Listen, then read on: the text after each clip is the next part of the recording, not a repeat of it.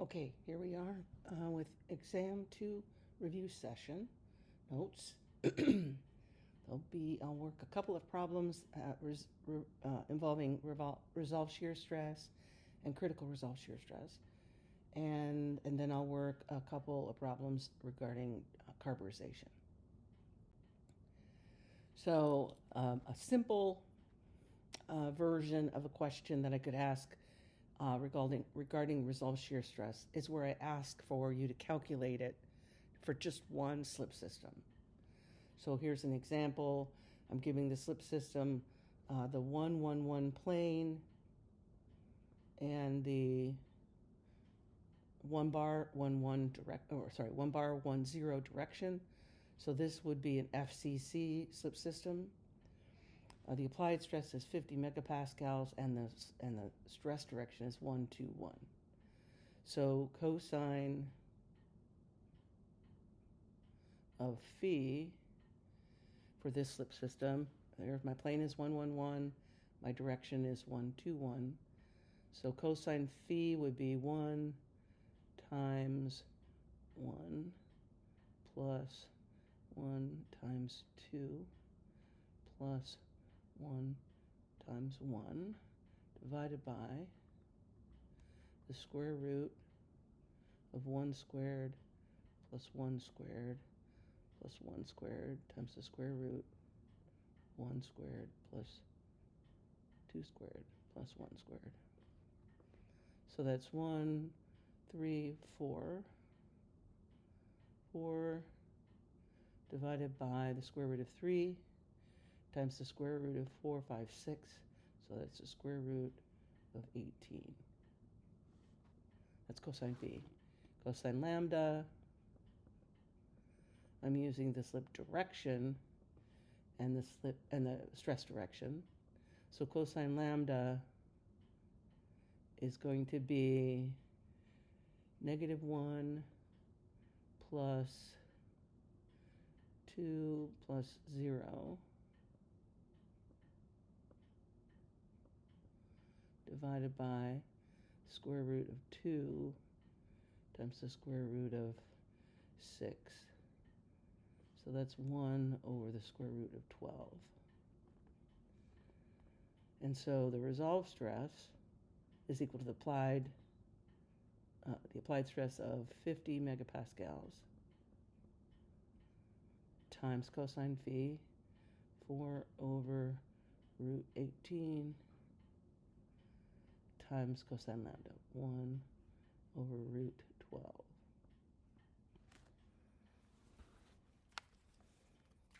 So that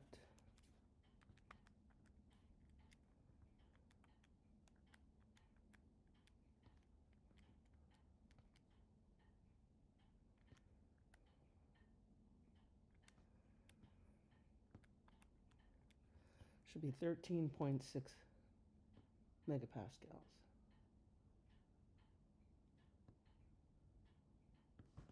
Okay, that's just a single slip system, calculating the resolved stress on that single slip system. All right, the other kind of problem is so I'm going to back up here. So for my first, I'm going to use the red so you can see it. This should be negative for the first one, and then the second one, it's negative for these two. And then the next plane, this should be negative. And so the first one's fine. The second one, I should have a negative there. These two, one of the negatives is going to be on the x, and one of the negatives is going to be on the y, z.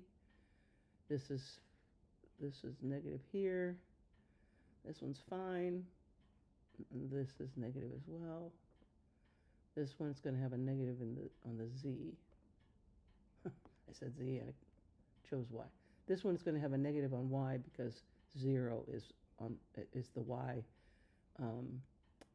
index.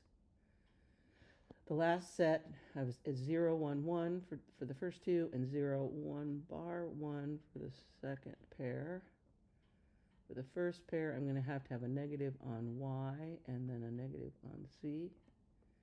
And here, I don't touch the first and the last negative on x.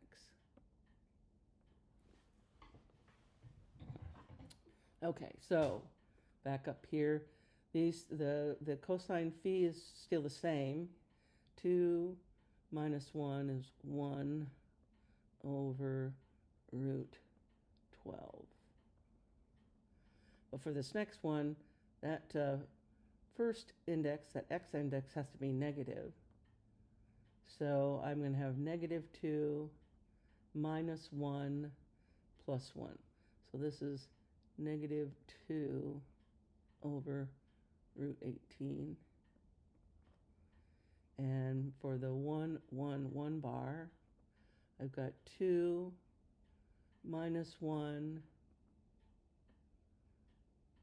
minus 1 more, so that's 0.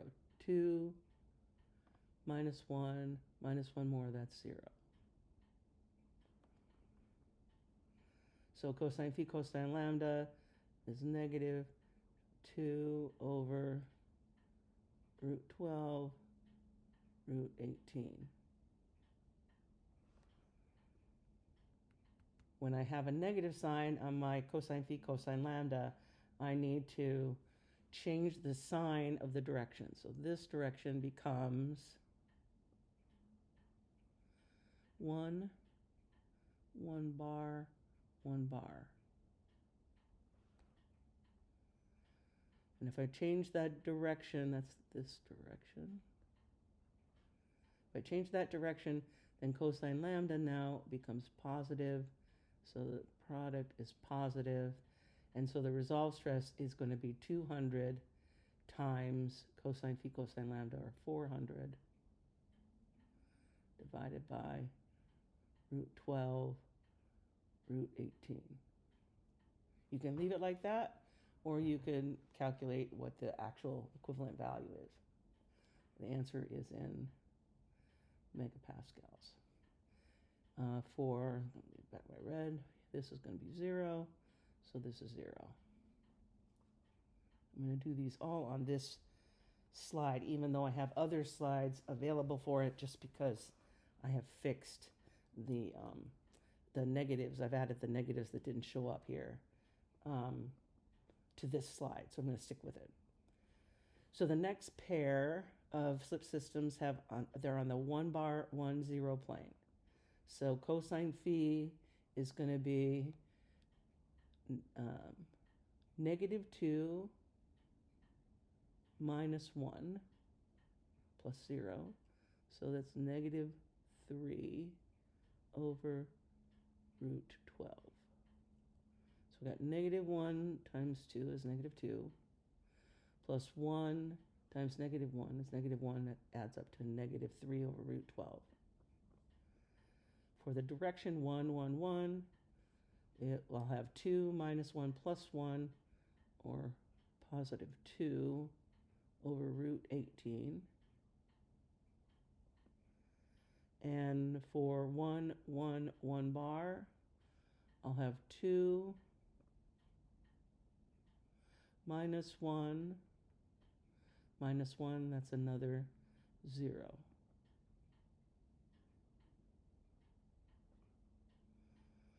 Okay, and again, my product would end up, my cosine phi cosine lambda would end up negative here, negative 6 over root 12 root 18.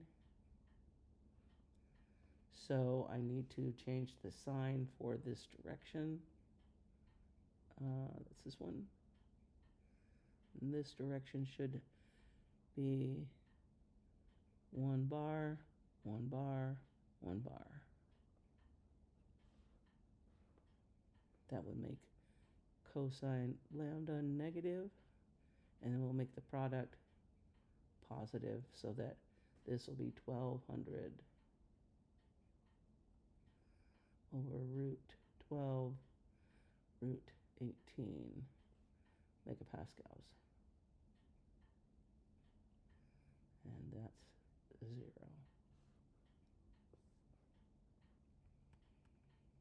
Okay. All right, next I'm going to switch colors. I don't know. This might show up. For the 1, 0, 1 plane, I've got 2 plus 0 plus 1. So here I'm going to have 3 over root 12. For the first direction, I've got 2 times negative 1, that's negative 2. Minus 1 is negative 3.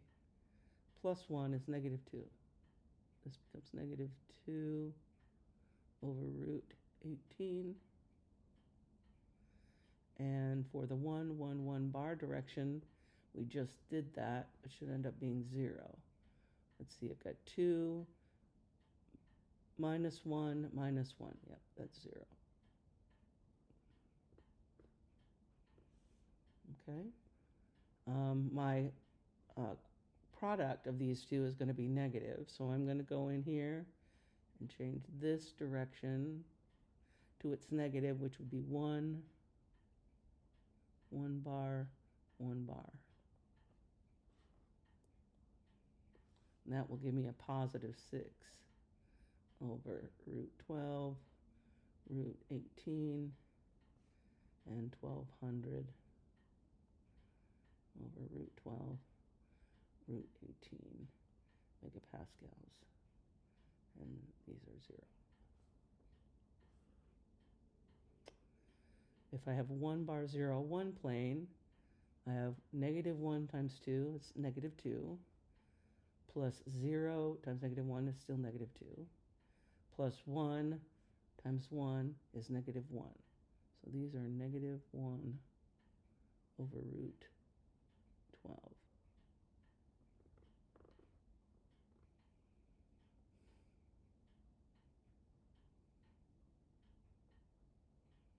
All right, the 1, 1, 1 plane is going to give me 2 minus 1 plus 1, a positive 2 over root 18. And the 1, 1 bar 1 direction will give me 2 plus 1 is 4 over root 18. And so, following the directions that I changed the direction and not the plane, this direction becomes 1 bar, 1 bar, 1 bar. And this direction becomes 1 bar, 1 bar.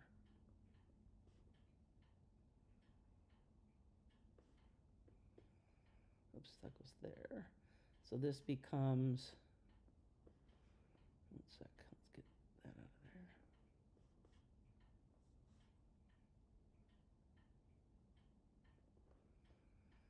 So changing the sign makes the directions negative, which makes the product positive. So this is 2 over root 12, root 18, and 4 over root 12, root 18. So I've got 400, root 12, root 18 megapascals, and I've got 800.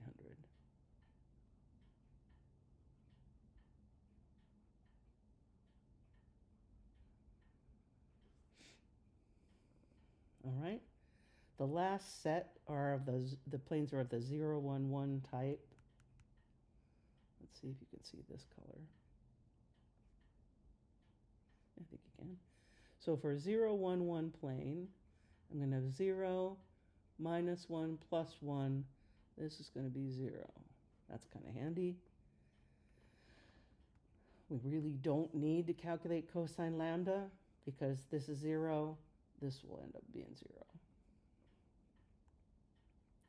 And then the last 0, 1 bar 1, I've got 0 plus 1 plus 1. This will be 2 over root 12. For 1, 1, 1, I've got 2 minus 1 plus 1. That's 2 over root 18. And here I've got -2, -1 plus 1. This is a -2 over root 18.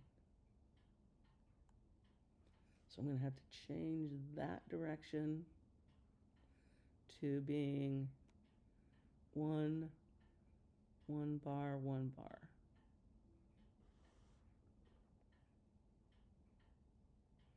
Which will cause the cosine lambda to change sign so that the product becomes positive. So this is 4 over root 12, root 18, and this is 2. No, I'm sorry, it's also 4. 4 over root 12, root 18. So this will be 800.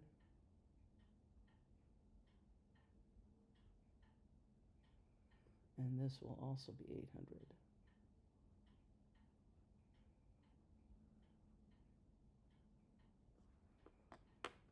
Okay.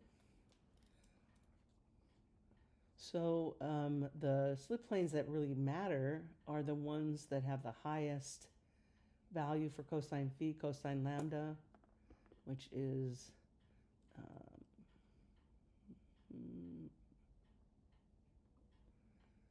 let's see, this one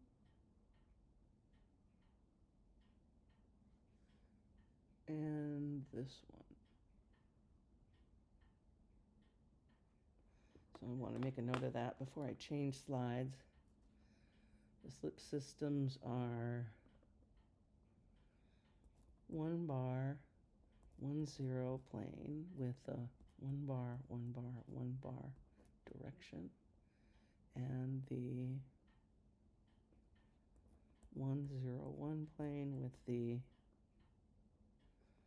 1 1 bar, 1 bar direction.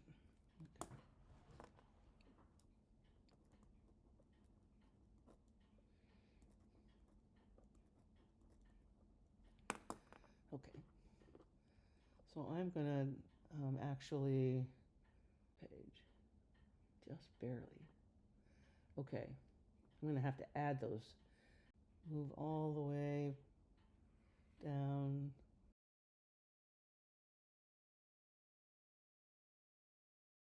through this list of slides to, yeah, because I put all of the values that we got on the same page. So calculate resolve stress for all the slip systems. We did that with the the 2 1 bar 1 direction and 200 megapascals. It doesn't ask for you to provide the primary slip systems, but if it had asked for that,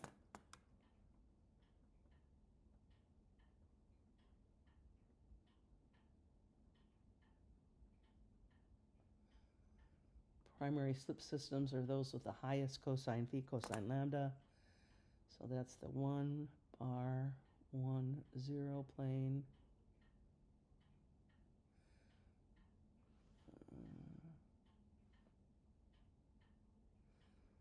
Try that again.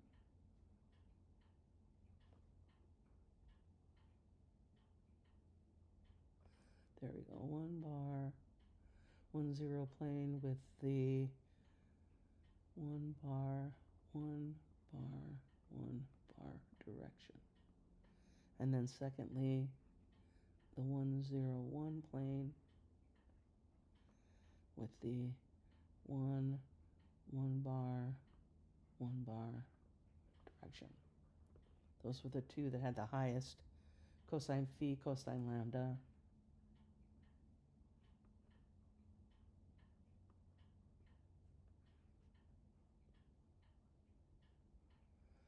And that was 6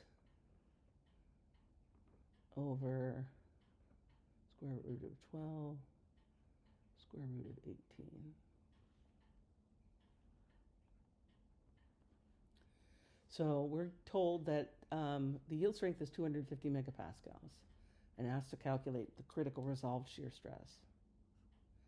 So the critical resolved shear stress is equal to the maximum cosine phi cosine lambda times the yield strength.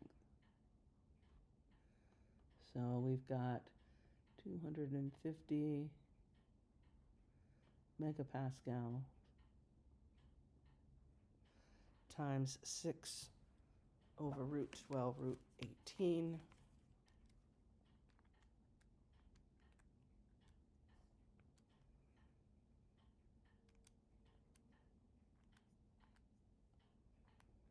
So that's 0.408.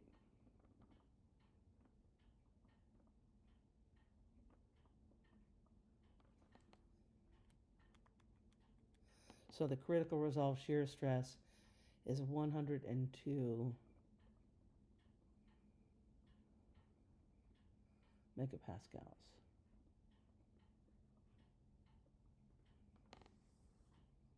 Okay. So that's problem number 2.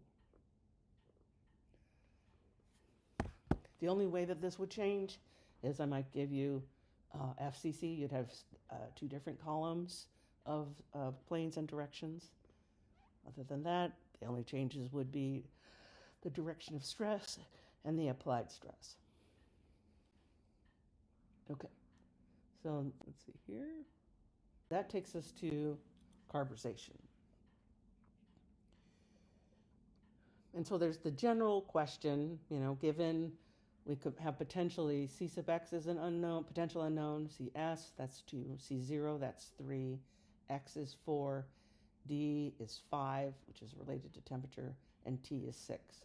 So you would be given 5 of these and asked to solve for the 6th. So in this example, it's 1015 steel, so C0 is 0.15. Carburization to increase the hardness to a depth of 2 millimeters. So I think X is 0.002 meters. This is weight percent.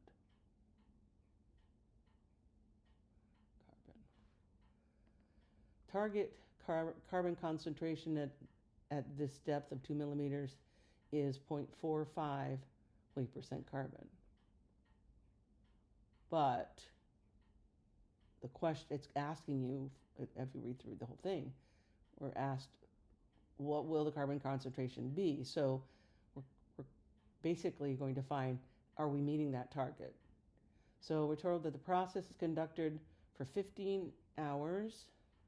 So T in seconds is equal to 15 times 3600.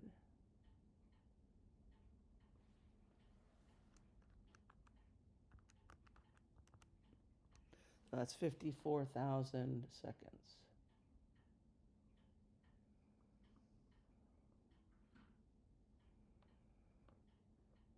Okay. And the temperature T is 1000 C or 1273 Kelvin.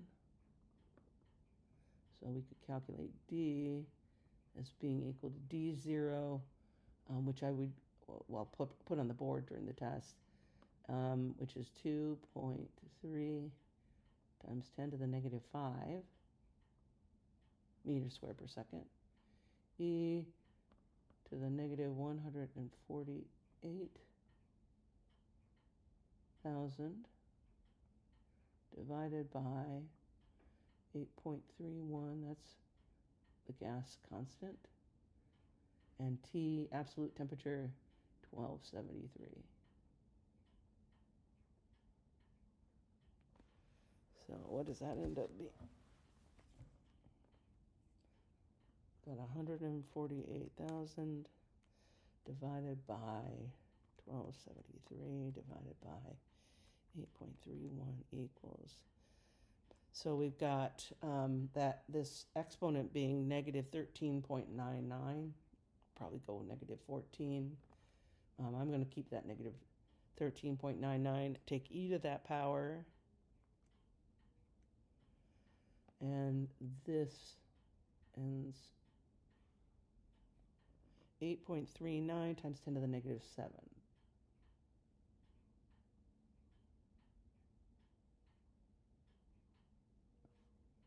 Multiply that by 2.3 times 10 to the negative 5. And we get 1.93 times 10 to the negative 11.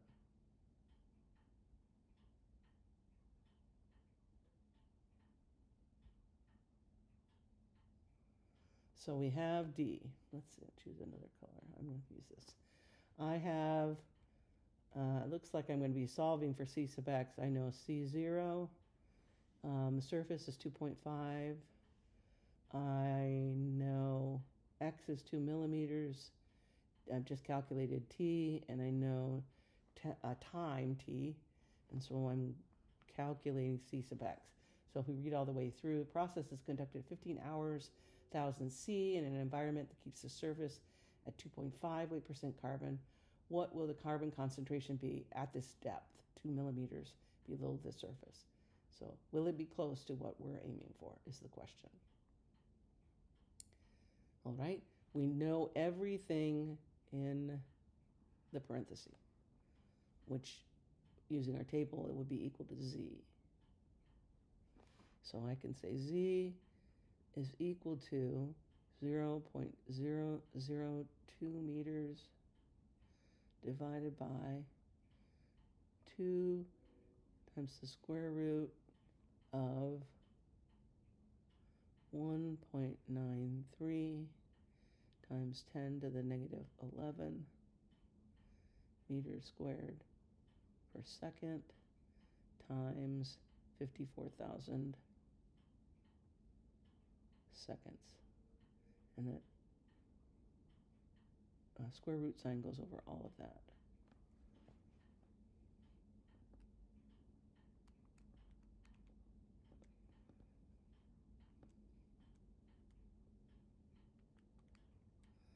So the denominator now, just so you can check your numbers if you get something different, I've got 0.002 meters in the numerator. Denominator, I have 2.042 times 10 to the negative 3 meters. Sorry for that clock.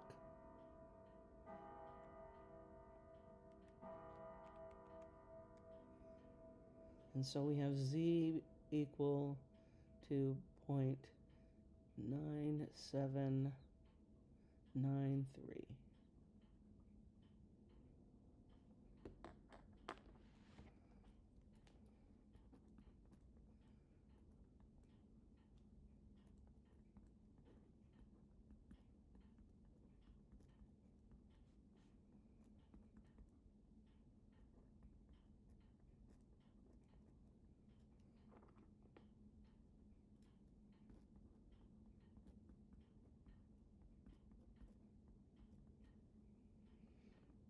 Okay. So now I need that error function table.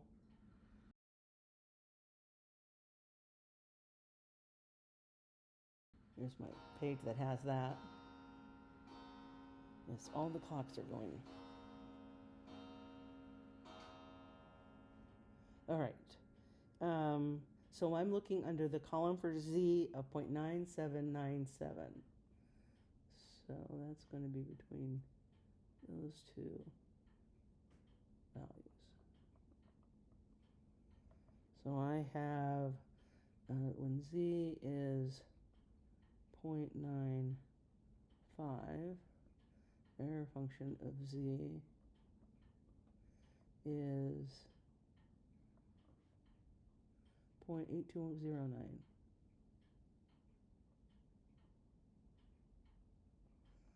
And when Z is 1.0, error function of Z is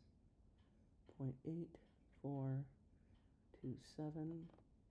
And we have a Z value of 0.9793. And we want to know what's the error function of that. Just for so I don't have to write as much, I'm going to call this that I'm searching for, I'm going to call that x. And so I can say 0.9793 minus 0.95 divided by 1.0 minus 0.95 is equal to x minus 0.8209 divided by 0.8427 minus 0.8209. Okay, so what do I got here? 9793 minus 0.95 divided by 0.05. So I have on the left 0.586 is equal to x minus 0.8209 divided by 0.88427 minus 0.8209. So this is 0.0218. So error function of 0.9793 is going to be equal to 0.586 times 0.0218 plus 0.8209. And so that is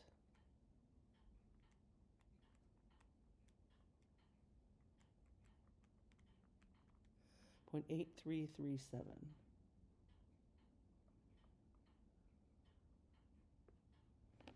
Now before I move on, it's a good idea just to check to see if this answer makes sense. 0.8337 is indeed between these two numbers, 8209 and 8427. If you ended up calculating something that's not between those two numbers, you've made an error. You need to back up. But I think I trust this as being a good number. That error function of z is equal to 0.8337.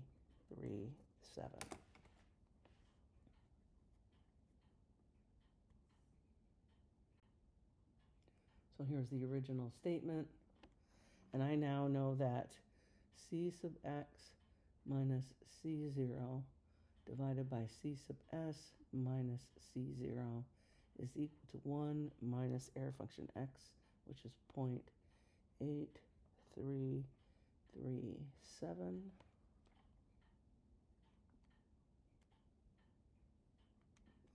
Which is 0.1663.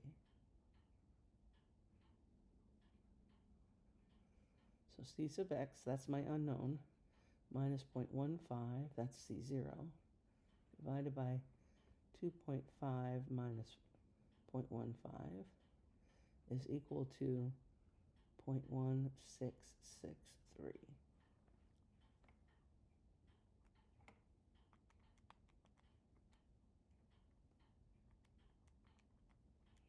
And I have that c sub x is 0.54.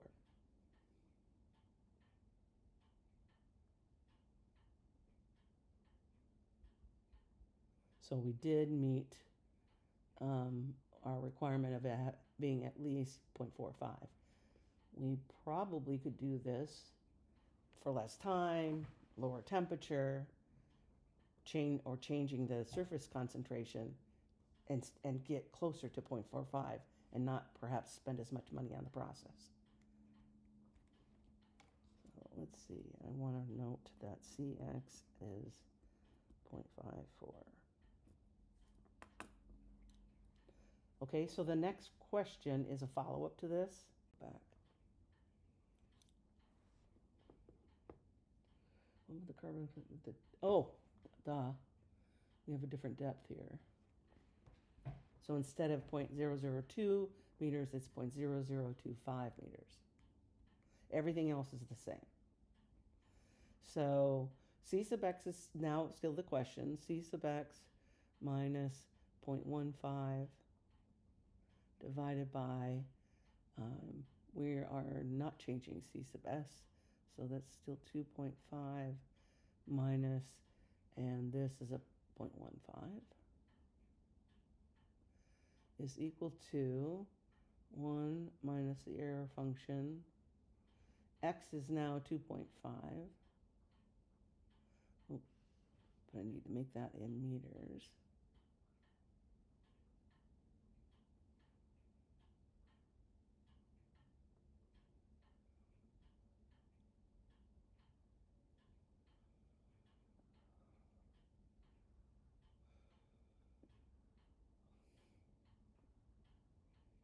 Over 2, D is the same, to the same temperature, and T is the same. So D is 1.93 times 10 to the negative 11, and T is 54,000.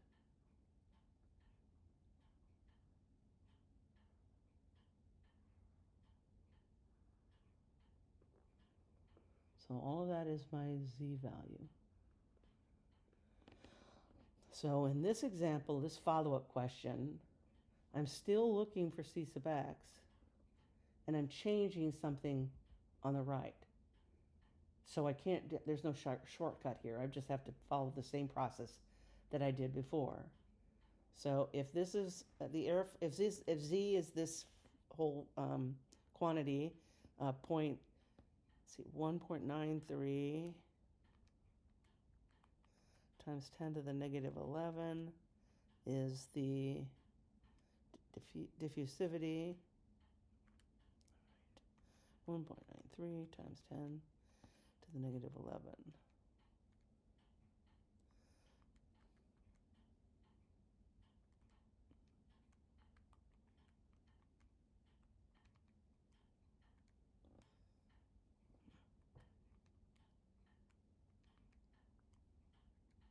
There we go.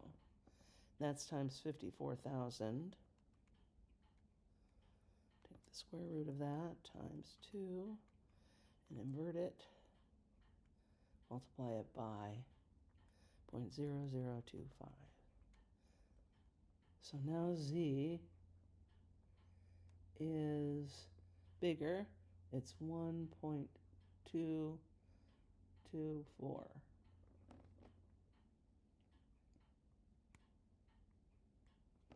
I just want to check that.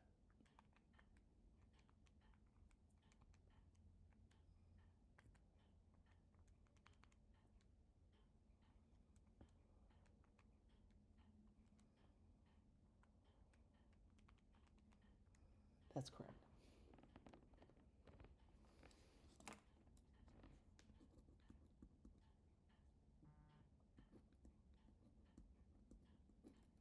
So with that, I need to go and look at the error function table to find error function of 1.224. I'm going to think about what this was supposed to be. Give me one sec here. Let's just check.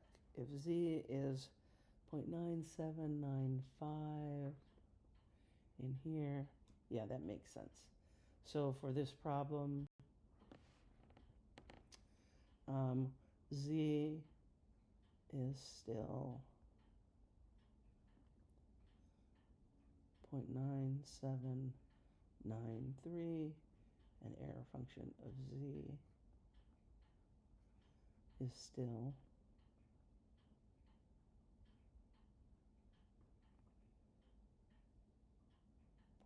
0.8337.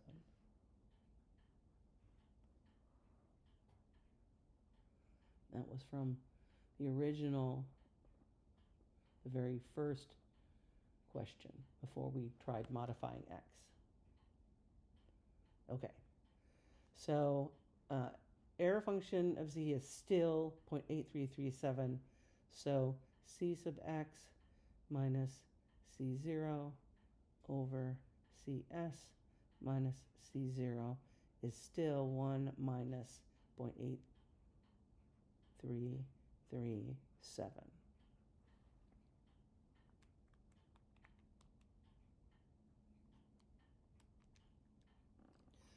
And that's 0.1663.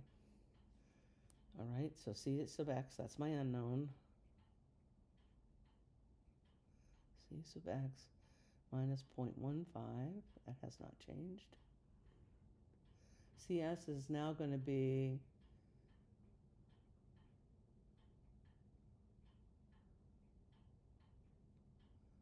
I'm going back to the wrong one.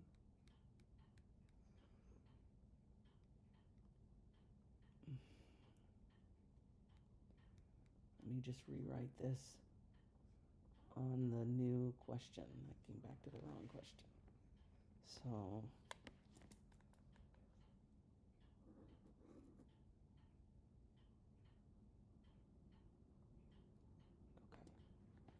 that's here. Here's the new question. So C sub S, instead of being 2.5, is now 2. Everything else is the same, and we're asked what is C sub x. So just like I wrote on the previous slide, error function of z is still 0.8337. So c sub x, this new thing that I'm calculating, minus 0.15 divided by, now we are going to use 2 instead of 2.5 for c sub s, minus 0.15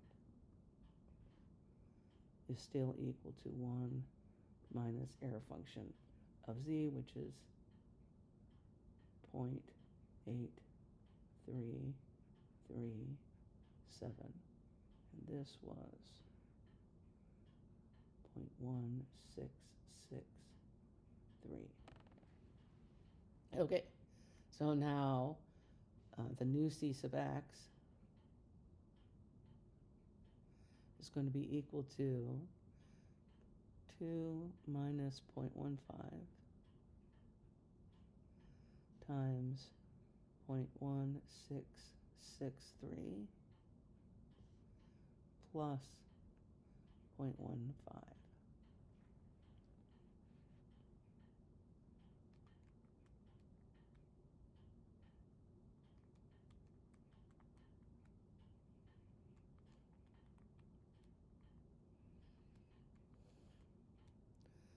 So this gives me a c sub x of 0.46.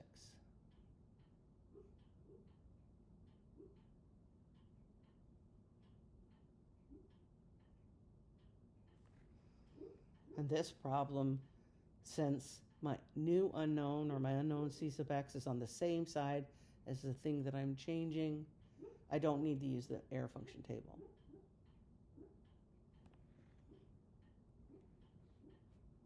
Okay? So I don't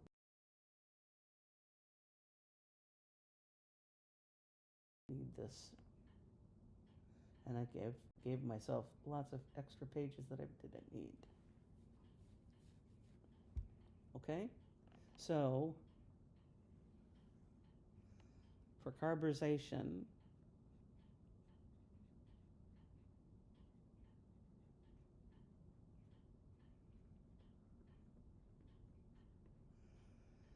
if you have a given set, so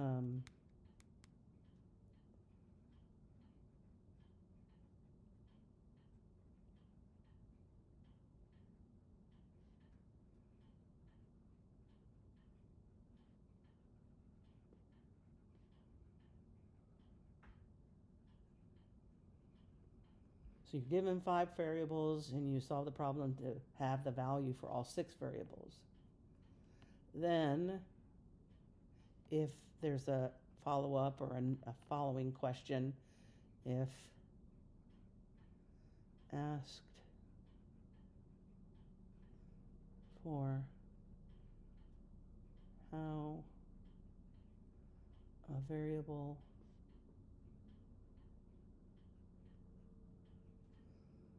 on the left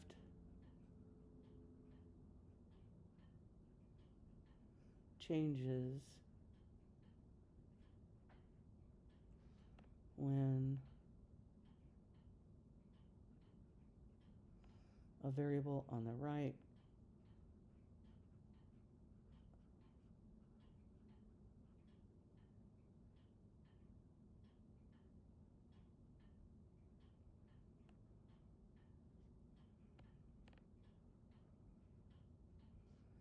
is changed.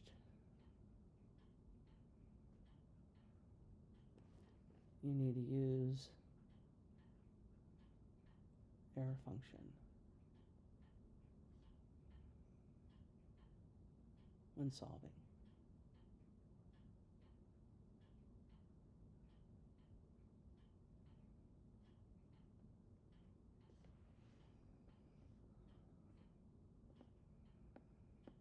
Okay.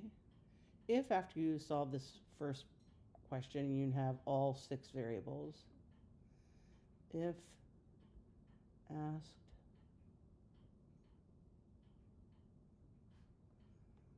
a variable on the same side,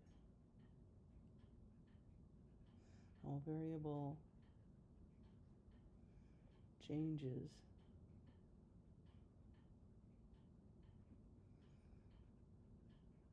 when another on the same side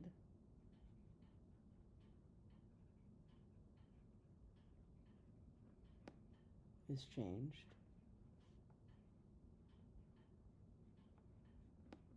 you don't need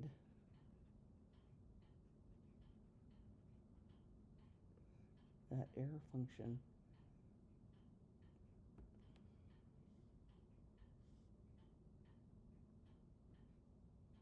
That error function table to solve. Okay. That's it. If you know all that, then you should be fine on the exam too.